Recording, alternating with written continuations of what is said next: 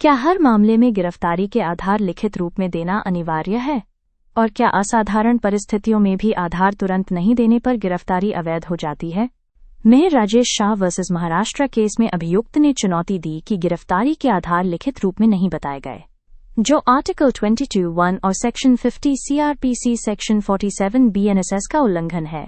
Supreme court ने Pankaj Bansal case को उद्धृत करते हुए कहा कि आर्टिकल 22(1) का उद्देश्य सार्थक होना चाहिए।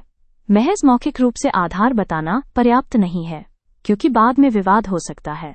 लिखित रूप में देने से स्पष्टता रहती है और गिरफ्तार व्यक्ति को अपना बचाव तैयार करने का अवसर मिलता है।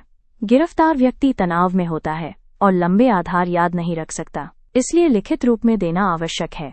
प्रबीर पुरकायस्थ केस में दोहराया गया कि UAPA या किसी भी अन्य अपराध में गिरफ्तारी के आधार लिखित रूप में देना अनिवार्य है।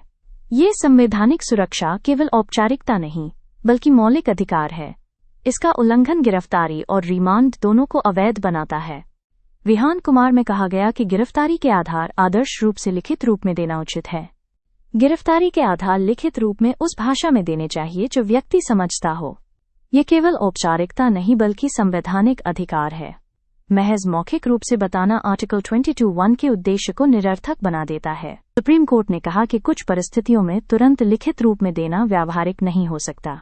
ऐसे मामलों में मौखिक रूप से बताया जा सकता है, पर लिखित रूप में उचित समय में आधार देना और किसी भी स्थिति में रिमांड हियरिंग से 2 घंटे पहले देना अनिवार्य है।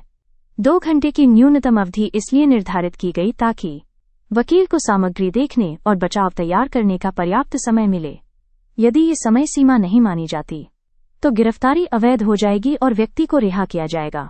फिर अभियोजन रिमांड के लिए आवेदन कर सकता है, जिस पर मजिस्ट्रेट को 1 सप्ताह में निर्णय देना होगा, जहां पुलिस के पास पहले से दस्तावेजी सामग्री हो, जैसे PMLA या आर्थिक अपराधों में।